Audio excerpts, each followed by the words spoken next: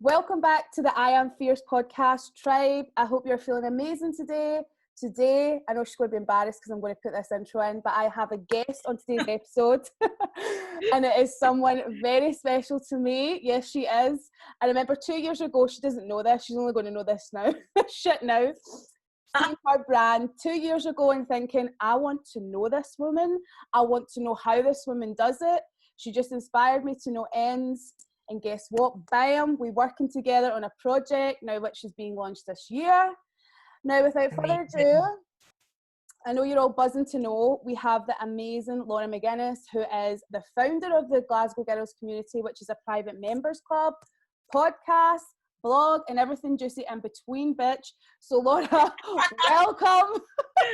Hello, what an intro. Listen, Maya Jama was ready. Like, it was literally, I just channel my Scottish Maya Jama, but you deserve that intro and so much more. Like, I'm actually... Thank you so much, Emma. Right back at you, by the way. I'm so buzzing to have you on this. Like, it's been a goal. You have absolutely been railroaded and now you're here. So thank you so much for being here. I actually wanted to start with this question, so I hope it's okay because I'm going to slide in, like someone would slide into your DMs into how GGC started, but I wanted you to maybe, if it's okay with you, to take us back a little bit, because the theme, again, like it was for you, is survival, is womanhood, is sisterhood, is champion a sister up, because I think this has happened for a long time through the generations. As women, we seem to look in each other's lanes and be like, what is she doing that I'm not doing? But how do we like channel that into a more positive community? So I wanted to ask, how did you start out? And if you could take us back to like what your younger years have been like, and how you, like the wee baby inside you that was like, I want to have my own brand and I'm an entrepreneur. Like, where did that begin?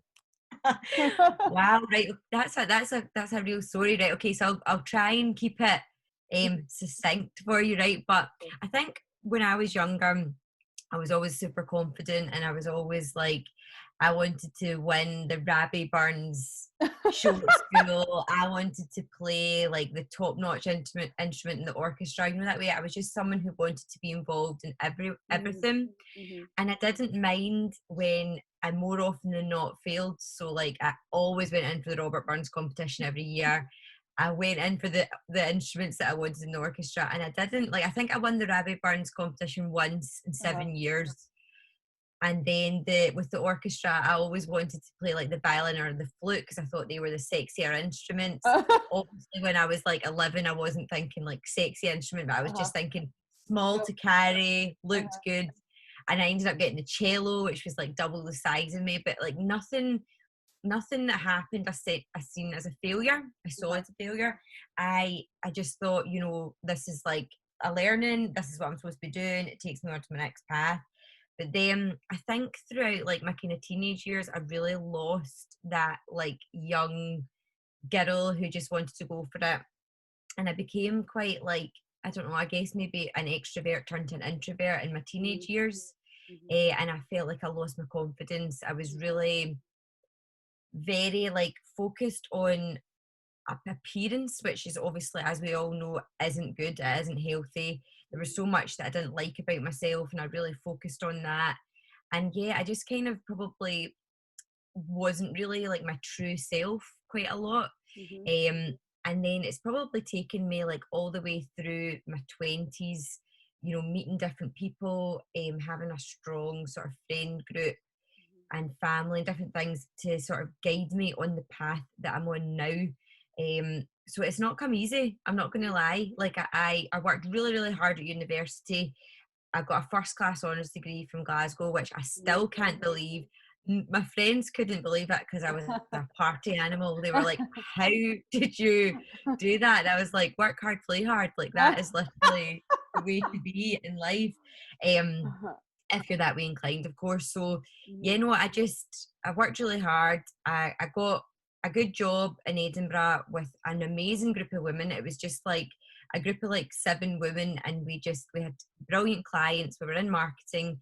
We won so many awards for our clients, which was like such a great achievement. That's amazing. So that kind of started to build me up a wee bit and got me used to working with women who weren't in competition with each other, who were really like supportive of each other. And then I moved to Fake Bake, which was my I had to move back. I had to work in Glasgow. I was doing a 2-hour commute every day, Right. there and back. So I Yeah. started thinking about, right, that's 4 hours a day. This is your life. I worked for Fake Bake, and that was an amazing brand to work for. Obviously, again, I got connected with so many amazing women from around the globe.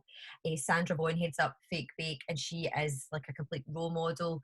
I met one of my best friends who we're now doing a lot of stuff with, Victoria Halliday. So like, I think every little part of your life leads you on a certain journey, and it's all kind of meant to be. It all happens at the right time. So again, Fake Bake was great for building my confidence. I was meeting celebs and influencers, and it was just That's like a whole amazing. other world. So good. Uh-huh. And then it was during my time at Fake Bake, I was turning 30. I'd always had this dream of starting my own business and being my own boss. I had like 10 years prior to that, I had this vision that I wanted to create like a chat room for women. You know how when the internet launched, chat rooms were a thing, and you got to Yeah. speak to people that you would never connect with. Yeah. And it was really cool because at that point you were only connecting with people that you met. Like mobiles weren't even really, do you know what I mean? It's crazy I to think remember, that I social know. media People. wasn't a big thing. Mental people, that is probably what I was on. Oh my So God. I know. So then I had that thought.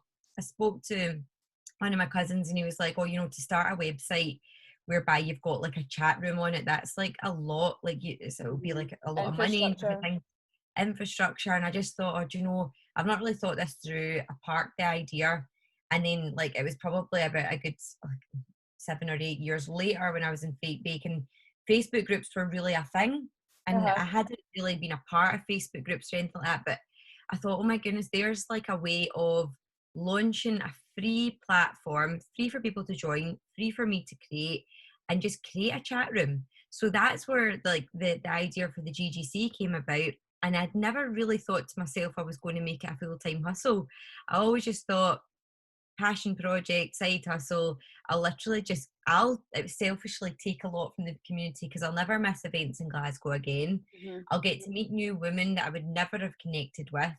And then it just grew arms and legs. It got so big. And when I was at Fake Bake, I thought I could maybe make a business out of this. So if I'm going to do it, I should do it now because I don't have a family. I was married married at the time, still married. But poorly, but but you know, we didn't have really any other commitments in terms of a family, which would obviously take a lot of time. I thought, you know what, if you're ever going to do it now. So I left what was an amazing job, which was quite the risk. The risk. I was quite feared up, I'm not going to lie. But when you start your own business, it's like it becomes all consuming because there's so much work that goes into it. It's like, it is like a baby. It's like your child, and you have to nourish it. You think about it all the time. So that was like a massive new chapter for me because I'd never owned my own business before. And oh my goodness, I feel like I've had to run at 1,000 miles an hour. You've done amazing. Sorry, I actually did get quite lost in that chat there. I was just like, I have 9 million other questions, but there's not enough time. Amazing. Thank you for saying all that. Can you tell us a little bit about the GGC? And I say a little bit, it's like a massive platform now. Like, how many people are involved in this? I think there's nearly 23,000 women from That's Glasgow. Insane. That's I know, insane. It's doing really well, and honestly, it's like hundreds of people request to join it every couple of days. Like it's so good. And I have to say, like, I'm saying women, I mean all women, like self-identified women, like all women. So that's important to say.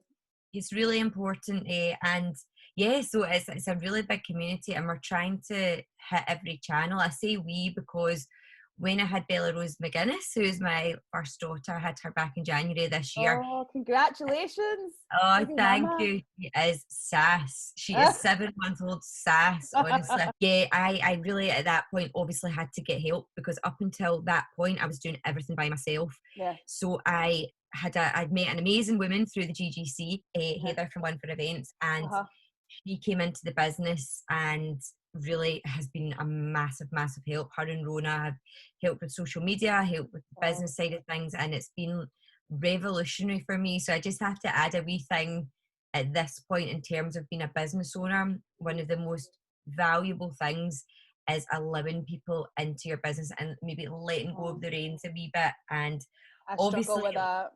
it's hard because it's your baby and you want full control. But when I first had Bella Rose for about 12 weeks, I didn't even feel like myself. I didn't feel like I would be capable of picking up the reins again. So just being able to take a step back and being like, do you know what? I'm happy with what you guys are doing. Just go for it. I trust you. It was so refreshing. So that's been a real learning for me. But to go back to your original question, so Big Community launched the private members club was the way that I managed to kind of monetize it and create an actual business from it. So that's a website with deals. We've got a magazine, we've got a podcast. GGC TV is a big thing now, so we started doing vlogs. You're very much so involved in that, Emma, which is amazing. And I'm hopeful. I've started launching an Instagram chat show, which I hope by the end of this year will be an actual like YouTube chat show called The Glow Show with Vic. So there's so many different facets to the business, but I think that's how my brain works. I think it's just like in compartments. Yes, and sometimes it's crazy, but most of the time I just try and chill. So what does that mean to you, the success of the GGC? What does this mean? Because to go from being a mini idea in your head to having like 20,000 women from your hometown collaborating, you've been the catalyst for a lot of business and partnerships coming together, friendships, like people coming out of depression and knowing that they are, or being in depression and knowing that they've got a supportive system that's safe. Because you're very strict on the guidelines for the group. It's very safe for women. I think that's important to say as well. Yeah. So what does that actually mean for you? Like, if you understand what I'm saying, what does that mean? Yeah, oh no, absolutely. Like it genuinely means the world, and it is pure job satisfaction. The community is completely free, so you don't need to have paid anything to the GGC to be a part of it. And I've learned, and since it launched in 2016, I have watched it grow, and I've watched lots of different characters in the group. There's so many different personality types and humans anyway. And I have watched different things happen that have allowed me to shape the guidelines to ensure that there's no confrontation, there's no trolling, you know, there's no like scamming, like nothing like that. I've got myself and a team in place who keep a watchful eye, and we remove posts and we remove members who go against the guideline. And I think that has allowed it to be safe and positive, which is feedback that I get a lot. So I'm so delighted at that. That's amazing. Can I just ask as well, can you explain for the people that are listening thinking, right, what's a paid member? Because you've got, I think, a few thousand, is it 1,000 you've got in the paid member? So that's a lot of business contacts. Yes. So a paid member, so how they kind of differ, we've got two options for paid members. You can either be a personal member or you can be a business member. So a personal member would get, I should probably start with the business membership actually, because the business membership gets everything the personal membership gets. But like a business membership would be great for you if you have got your own business, if you're about to launch your own business. Even if you are already in a career, it would be great for the brand that you're a part of, for you to be a part of the membership because of all the connections and the networking and different things that goes on. So as a business membership, you get access to a completely private community on Facebook, the GGC Business Club, and in there we do regular lives from experts that do everything from like funnel creation to marketing tips to like keeping a positive mindset in business. So there's really a lot that's going on. We've also got an accountability and growth program, and basically that was born out the idea that everybody wants to feel accountable. So you know yourself, Emma, see when you've got a to-do list, like you could sit and tick it off, but you've maybe not ticked some stuff off, but you're only accountable to yourself, so you're like, oh well, that's okay. Whereas what we do is we partner up business members for 3 months at a time, and we say, right, tell each other what you're going to achieve in 3 months, split it down into monthly, and hold yourselves accountable to each other. So it's like a buddy system. Yeah, okay. So we do that. We do, at the moment, we always do monthly networking in real life, I was but going to ask, yeah, networking yeah, events. networking events, that's all stopped obviously at the moment due to COVID. So we're doing online networking events, and you get put into different rooms in Zoom, which is actually quite fun. So we do all that for the business members. They get discounted advertising through the GGC. They get free business listings on the website, which we drive traffic to all the time. They get, what else do they get? They get a lot more. See, I'm in this now. I need to see this. I need to actually log in and look at this.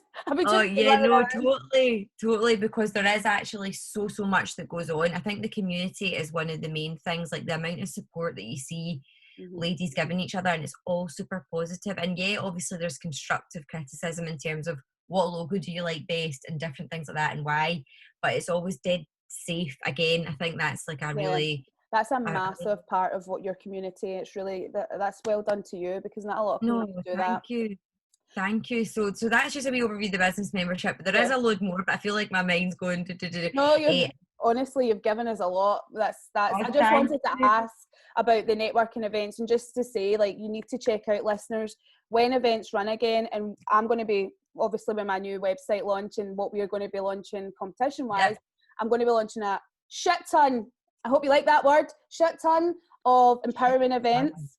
And you really need to check out Laura's, because they look amazing, and I'm sure they're held in the... They are held everywhere. So I thought it was a Sky Bar. So that's the brunch club. So the networking events are happening all over Glasgow, because I want to give every business a chance to host, and obviously like you know, so that's a different thing. But the personal membership, and what all the business memberships get as well, is they get discounted tickets to the Rooftop Brunch Club, which is in the Sky Bar. I can't wait. I'm coming to this. Those events were sold out like every 2 months. And it was amazing, because we had brands sponsoring, so everyone get gifts and great grub, great booze. It was just really good. And we do a walking club, so you get discounted tickets to that. We were going to start a supper club. We had Josie Gibson from This Morning lined up to be like the main host of that, but obviously COVID put that to an end. But we will start doing a bi-monthly supper club.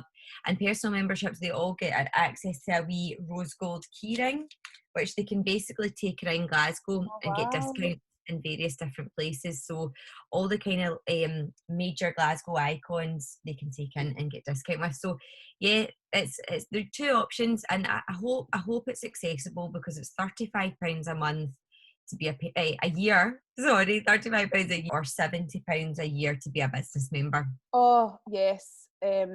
Sorry, I just got lost again. But this leads into my next question, which is, you're very calm. Like, I know that you were like, oh, I'm a bit all over the place, but you're not. Like, what you've just told us you're doing with your business is literally 90,000 things. So how are you managing anxiety? How do you not want to literally just run away? Like, not to be dramatic, but I'm finding it like, I don't know how to say this. Like, my anxiety levels have been all over the place. I've had to really basically get a nutritionist that's now, I'm taking all these vitamins because my health was just in decline.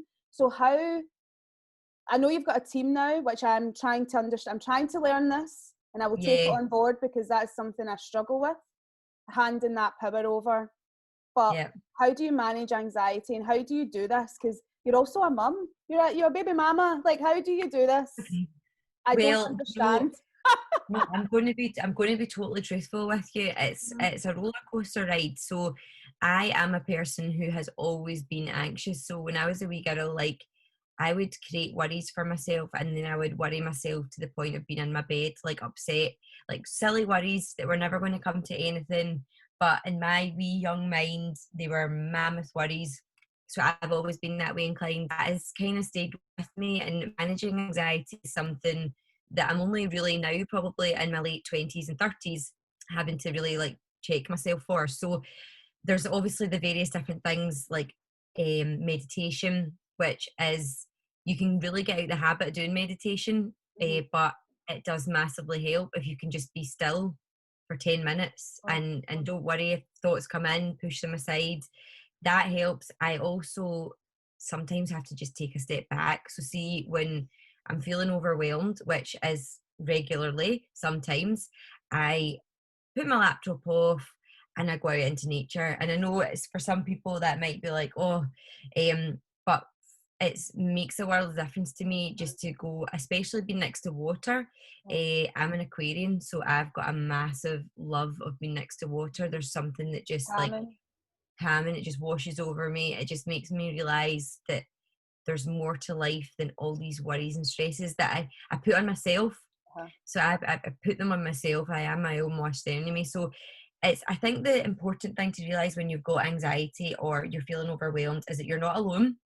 It's very easy to think, look at that person, they're absolutely smashing it, when actually maybe behind the screen, behind their Instagram persona, they're not.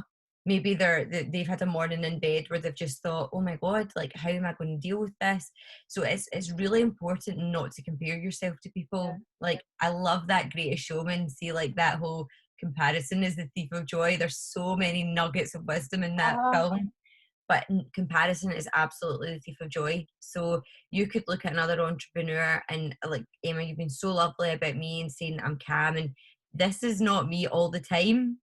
And I really have to work on my own personal self. I also take supplements like you were saying, which I think really, really help me. So I take CBD, which I think is amazing. I love CBD.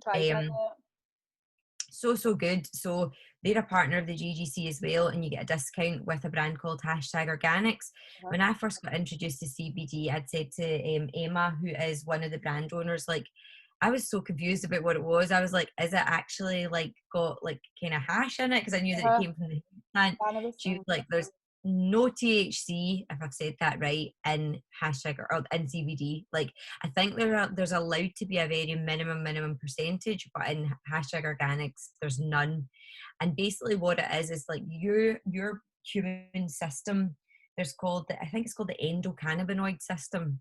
So the way she explained it to me was amazing, because I was like, oh, I get it.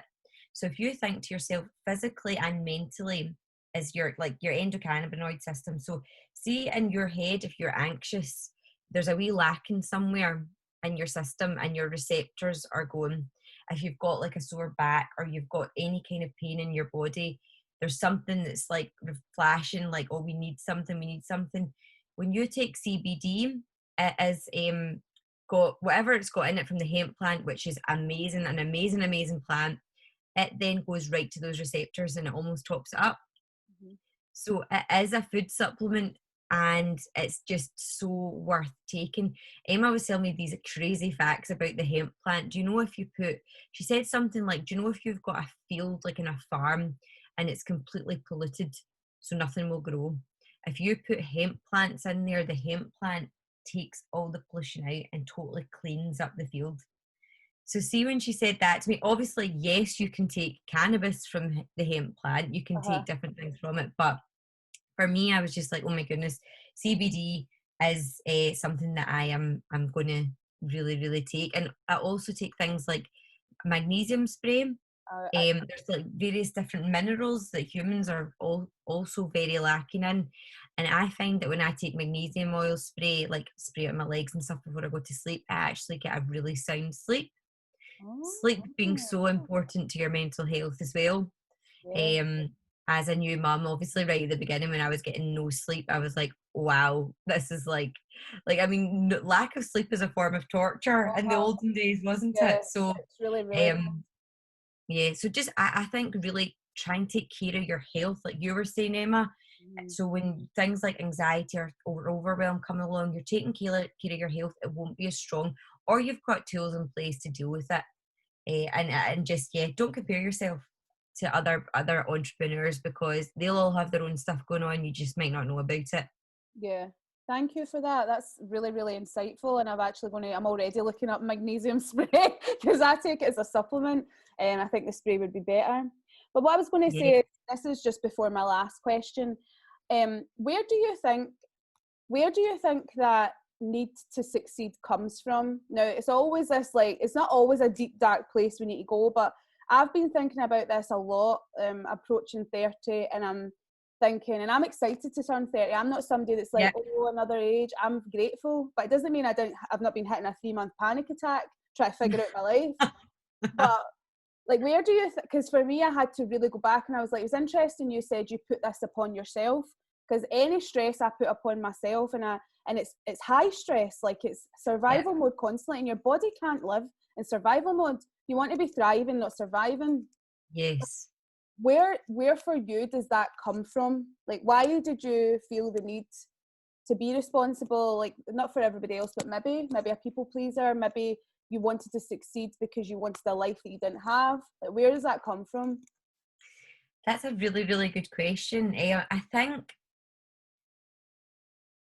it comes from probably a few places. Like, I think who you surround yourself with, if they are successful, that gives you automatic drive, doesn't it? So I think very much growing up, I always had a group of friends who were going for it.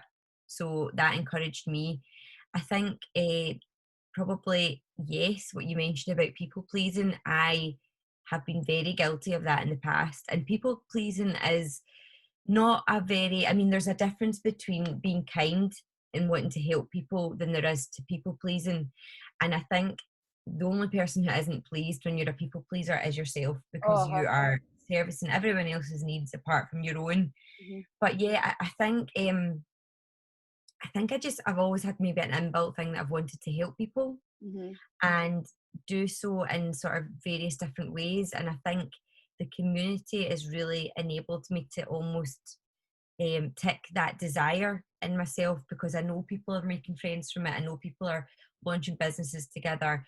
They are making money from it. They are so, yeah, I think that was there, but I think the desire to succeed is probably in every single human. It's just how much you give it focus.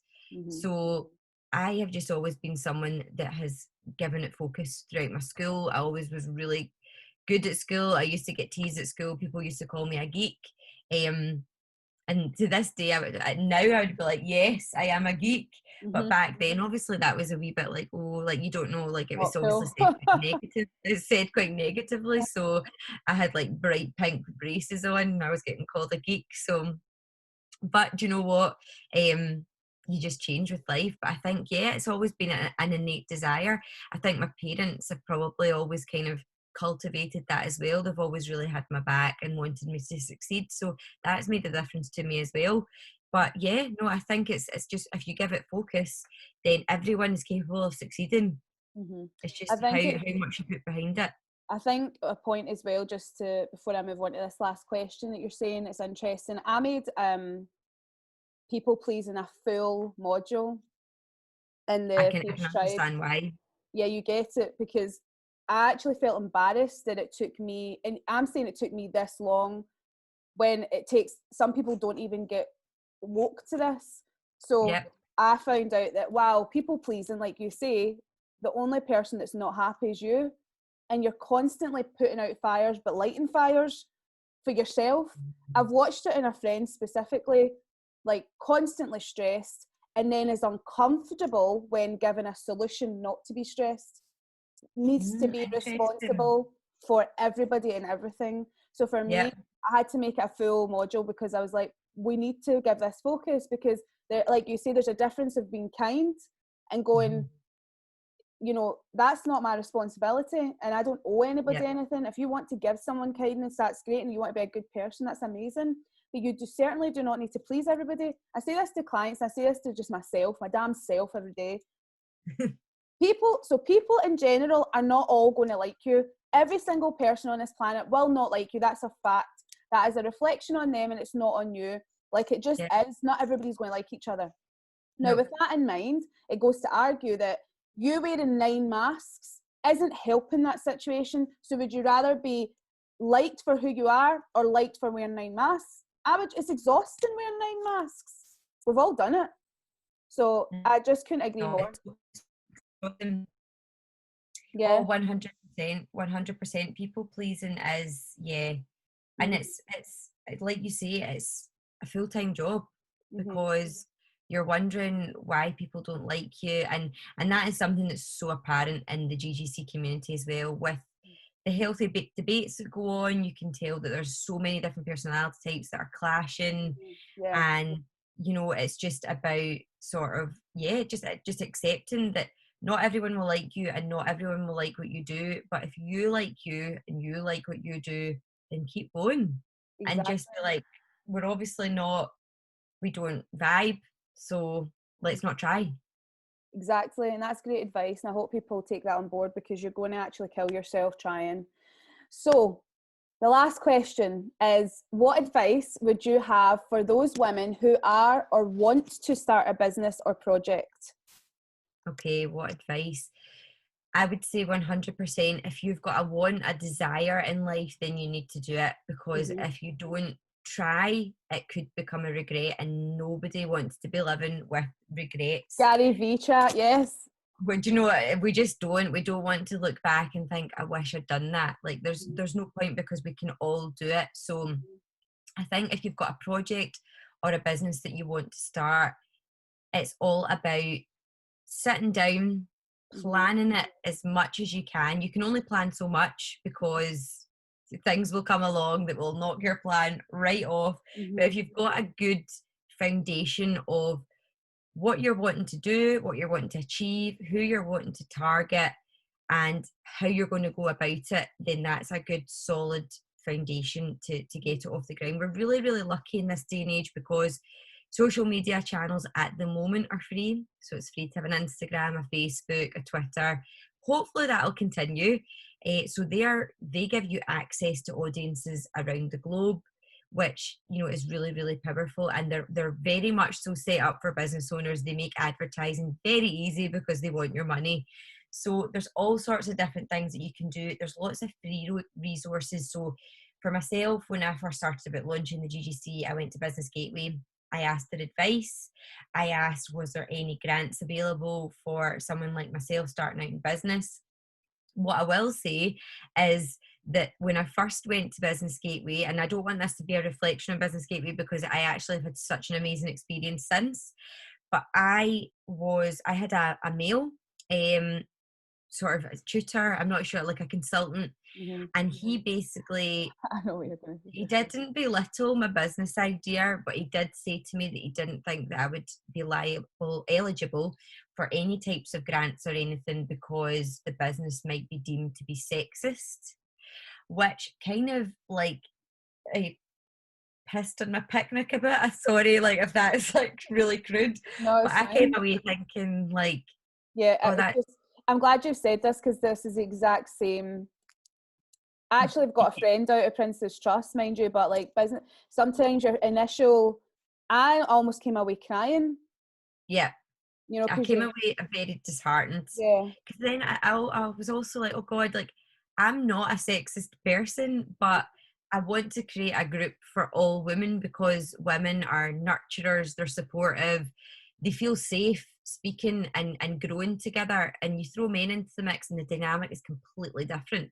So, and that's not down belittling them or anything like that, but it was just through my own personal experience. So I came away from that thinking, oh, I, you know, kind of question myself. And then I thought, no, like I've got the group is growing, I've got great feedback on it. And I went back to Business Gateway and I got a different advisor, and this time it was a woman, and she was so amazing. So I think, yeah, don't let anyone shoot you down. Like with you've got your idea, stay strong to it. Like take people's advice, you don't have to follow it. Like you can take what you want from it. Do you know, it's almost that, like, just go for it and just be authentic, and you will succeed. Focus on success, I think, is important. And be aware that being a business owner is an absolute roller coaster, and when you hit that dip, don't jump off if you're so focused. It's easy to be like, oh, this isn't working. And something as well that so many business owners have said to me, like they work like tooth and nail. They create the business how they want it to be, and they put it out, and they're like, right, where's the sales? And you think, but actually you then need to go and market that product. Don't then think it's not like Field of Dreams, you build it and they will come. You build it, and then you need to go out with your lasso and hook them into your business. So it's constant. Oh, it's constant. And probably a final thing, I mean, I've got so much to say in this, but I would probably finalise it with saying, don't worry about perfection. Don't worry about perfecting things. You could perfect things until the cows come home. And I don't even really know what that saying means, but it will never be perfect, because you will pick at something, and doing that can stop you from launching. It can stop you from, just go with what you've got and build upon it. See, when the GGC members club first launched, it didn't have live events, it didn't have all sorts of different facets to it. It didn't have, the business club was stripped right back, the benefits were stripped right back, everything was stripped back. And over the years it's grown, and it's getting better all the time. And probably this time next year I'll look back and be like, oh my goodness, I can't believe we weren't doing this, what we're doing now. The membership's so much better, but now it's still fine.